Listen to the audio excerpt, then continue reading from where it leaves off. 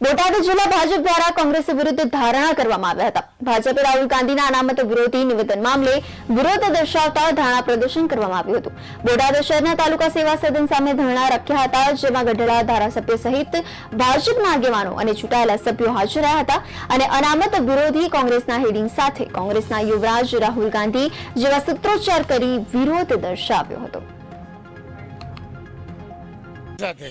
આ દેશના 85% હિસ્સાના લોકો જે છે, અનુસૂચિત જાતિ, અનુસૂચિત જનજાતિ અને અન્ય પછાત વર્ગ મતલબ SC, ST અને OBC ની જે બંધારણીય જોગવાઈઓ મુજબની સ્થાયી રૂપની જે અનામત વ્યવસ્થાઓ છે, એ અનામતને દૂર અમે શાસનમાં આવશું, અમે સત્તામાં આવશું તો અમે અનામતને દૂર કરશું, આવી વાત એણે કરી છે। ત્યારે સમગ્ર ભારતીય જનતા પાર્ટી એક સાથે આવી અને રાજ્યભરમાં, દેશભરમાં આનો વિરોધ અમે કરી રહ્યા છીએ।